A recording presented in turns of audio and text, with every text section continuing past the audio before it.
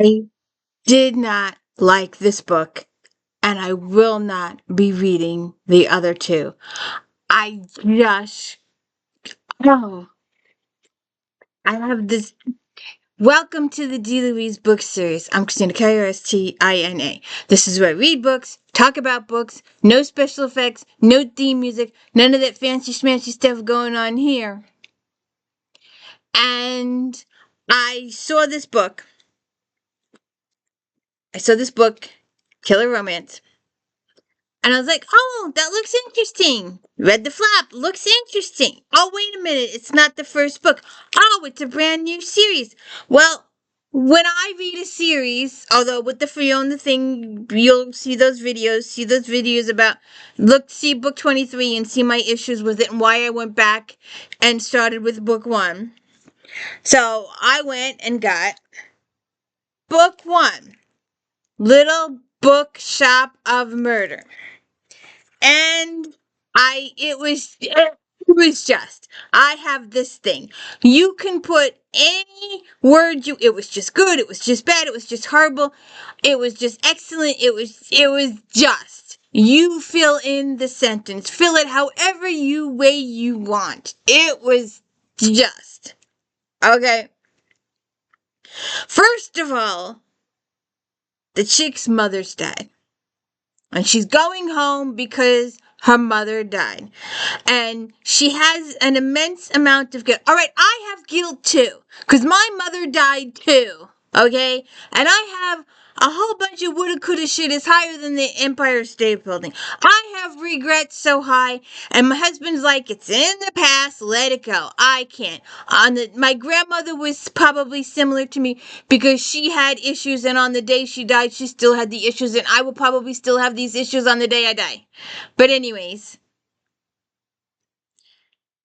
so she's full of regrets. You know, her and her mother were estranged. She was living in England. She was living in Northern Virginia. She had this career. She was avoiding her mother at all costs. And her mother was living in this beachside town, and she owned a bookshop, and she was doing quite well, but her daughter rarely ever came home to see her. They were estranged. And her mother had rooms set up for her and had extra linens and all this kind of stuff, hoping one day that her daughter would come home. And because of my personal situation, all right, it has a lot to do with it. Because I have no family left. There's 0 people left.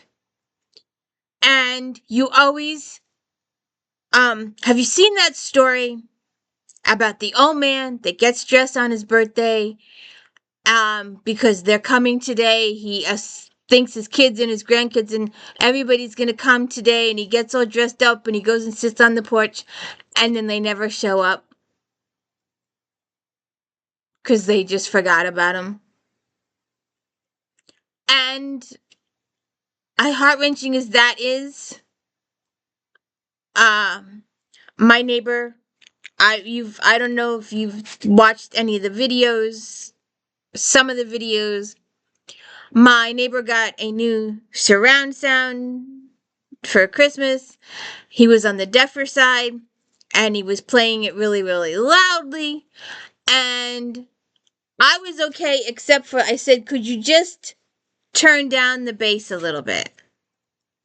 He said he would figure it out. I said, the rest of it, I'm okay with it. But when the commercials came on, or a truck came on, or an airplane came on, you'd get that vroom. And I could just hear it through the walls, and it was like, I knew he was watching something.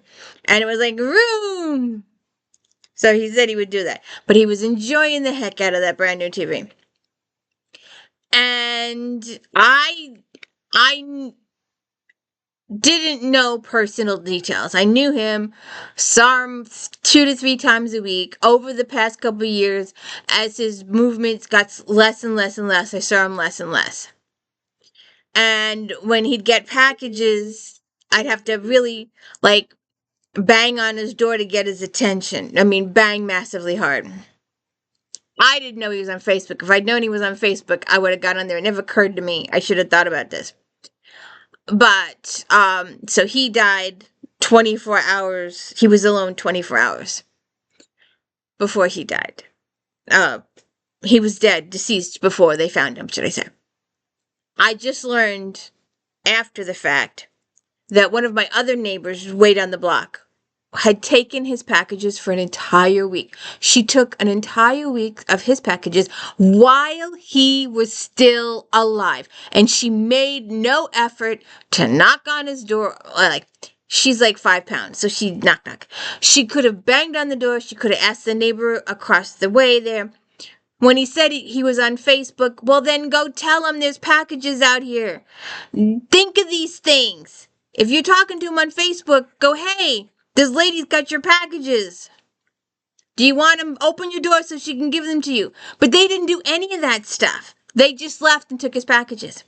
And apparently, she was taking them all week. So after he deceased and his relatives came to start doing stuff, they went to the lady's house to get the packages. She had a week's worth of packages. Not only did she have all his pet food, she had his medical supplies. But anyway, we digress. So I'm thinking of this chick. She's coming home. She's full of guilt. And she's the daughter. She's not involved in the funeral arrangements. She's not talked to about the funeral arrangements. She's not participating in the funeral arrangements. She's not writing the obituary. She comes home and it's all been done. The sister did it. What the F? Then she's worried about her career. Apparently she was just like sort of kind of laid off. She was a professor and she wasn't publishing enough papers and she wasn't passing enough of her students. She wasn't participating in enough committees. I don't think she was happy in the job, but she keeps rambling about it the whole book and it just drives me crazy. I'm like, look, you just inherited a bookstore. I love bookstores. I want to be in a bookstore. I like books. And she's hemming and hawing the whole book, and it was just driving me absolutely bonkers. And then she decides that they discover that her mother may or may not have been murdered. So then they're going to investigate the murder. And I love Jen McKinley, Lorna Barrett, Vicki Delaney, Holly Danvers, Allison Brooks, although because Allison killed. I love these ladies. And they're all running a bookshop. They all open the bookshop. They all have keys to the shop. They all know who their workers are. They all do the stuff, right? She doesn't. I guess it happened off stage. I don't know.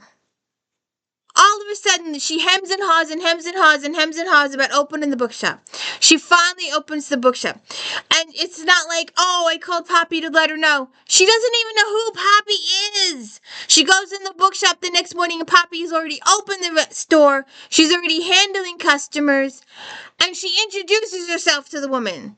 The woman is running the bookshop. She should at least know who she is.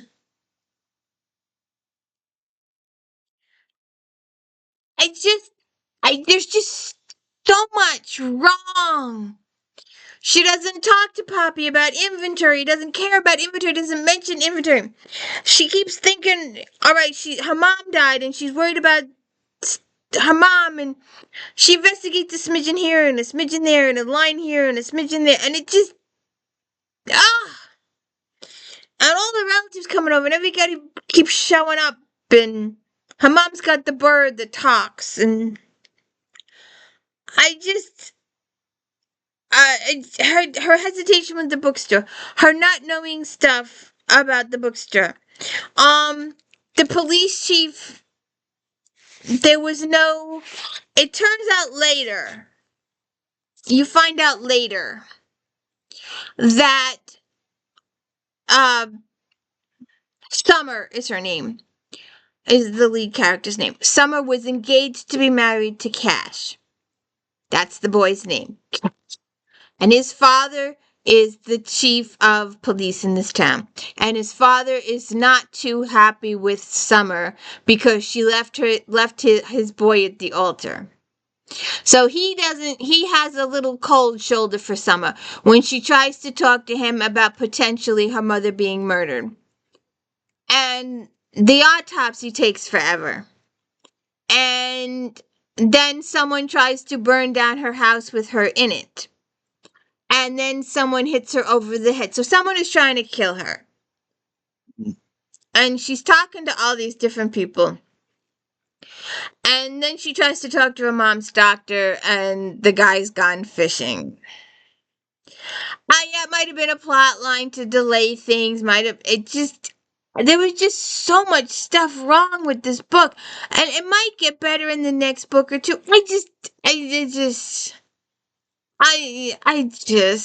It took a lot to get through this. It really did. Uh, so that's it. Just bothered me. Um, yeah, and then chapter 37.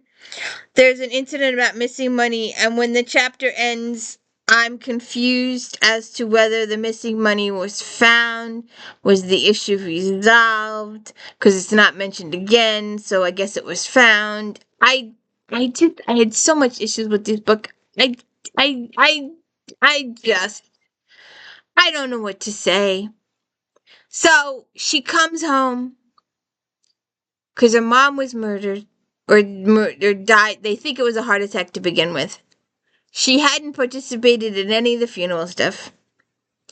Her interest in the bookshop is like, I don't know what I'm gonna do. And she doesn't tell people, but she's been laid off. I don't know what I'm gonna do. Should I go back to my job that I was fired at, that I liked, but really didn't like because I really wasn't participating in all this other stuff? Or abandon the love of her mother's life, this bookshop, which she's inherited free and clear, the house free and clear. It's worth a ton of money. She likes books. Does she leave all this behind? Does she fail her mother again? Her mother was probably dependent on her, picking things up where she left off.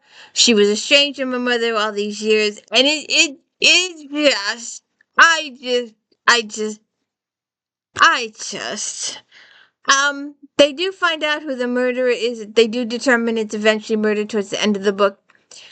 But I just, all these useless I can't even fathom what's going on here. So I will not,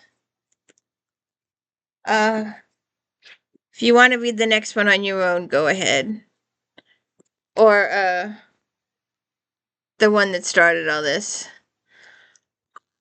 I'm done. I'm so done. I just don't. I just. I loved. Jen McKinley and Lorna Barrett and Vicky Delaney. Um, Alison Brooke. Even though I'm pissed off at her for ending the series at 7 books, but I'm over it.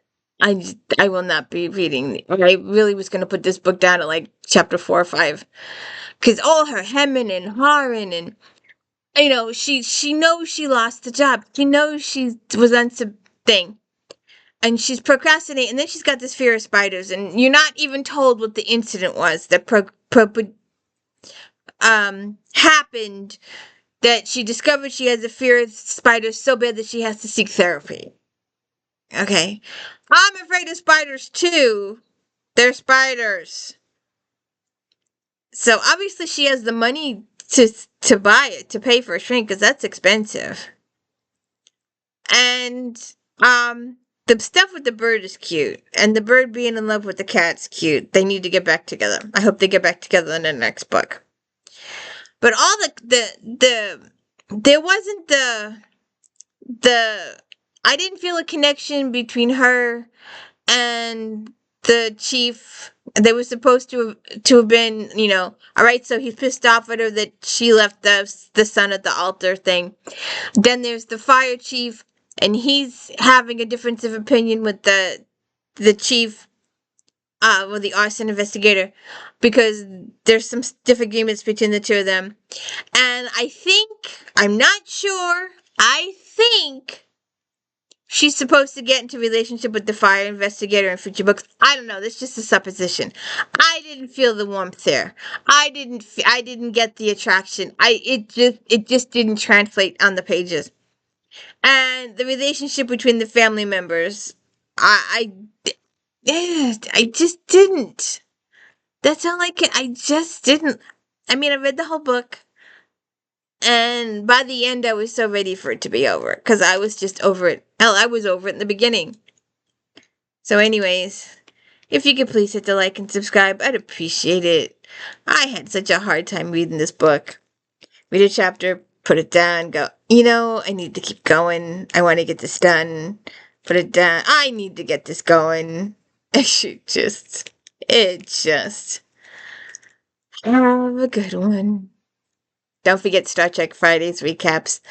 And If Then on Fridays. We got a little going with the Valentine's Day. So, hey, if you have a book you think I might be interested in, leave it in the comments.